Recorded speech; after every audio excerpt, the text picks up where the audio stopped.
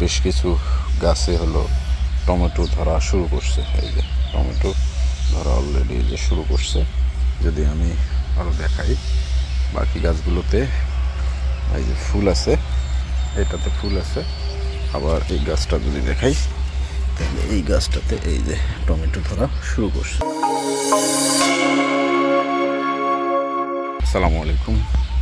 যারা দেখছেন সেটা হচ্ছে আমার এই যে আগে যেটা নেটশিট ছিল সেই নেটশিটটার আমি খুলে রেখেছি। এখন এখানে নেটশিটটা নাই, উপরে একটা মাছা যেখানে এই যে লাউ উঠতেছে।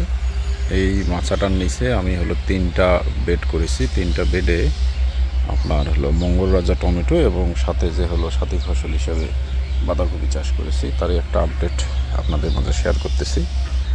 আজকে আমি দেখলাম যে হলো আলহামদুলিল্লাহ বেশ কিছু গাছে হলো টমেটো ধরা শুরু করছে। এই যে টমেটো ধরা অলরেডি যে শুরু করছে। যদি আমি আরও দেখাই বাকি গাছগুলোতে এই যে ফুল আছে, এটাতে ফুল আছে।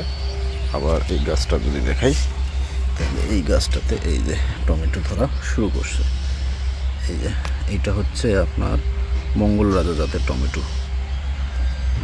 এই যে এটা খুব ভালো, আশা করি গোল সাইজের টমেটো হবে মনে হয় এটা। এই যে টমেটো ধরা ইতিমধ্যে শুরু করছে। বেশ কিছু গাছে হলো টমেটো আছে, টমেটো ধরতেছে এবং কিছু কিছু গাছ আবার এরকম কোকড়াও লাগছে, অর্থাৎ পাতা এরকম হলো কোকা লাগানো আছে, তারপরেও হলো ফল ধরতেছে। এগুলোতে ফুল আছে, এগুলোতে এখনো হলো ফল আসা শুরু করে নাই। এগুলোতে হলো ফুল ধরতেছে। এই যে ফুল মোটামুটি গাছগুলোতে প্রচুর পরিমাণে ফুল আছে। আবার বেশ কিছু গাছে ফলও আসা শুরু করছে।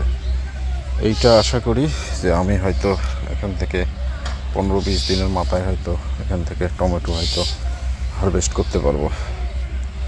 এই যে গাছটাতেও ফল চলে আসছে। এই যে যদি দেখাই আরও তাহলে এই যে উপরে এবং যদি নিচে দেখাই তাহলে নিচেও এরকম ফল আছে।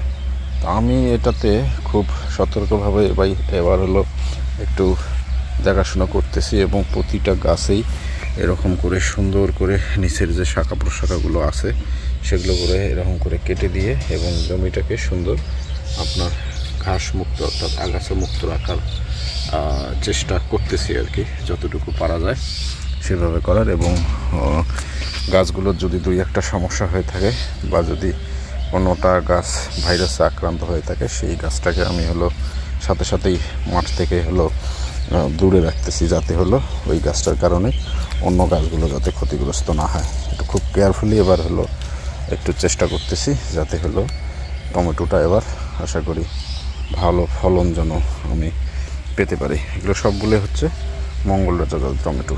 এটার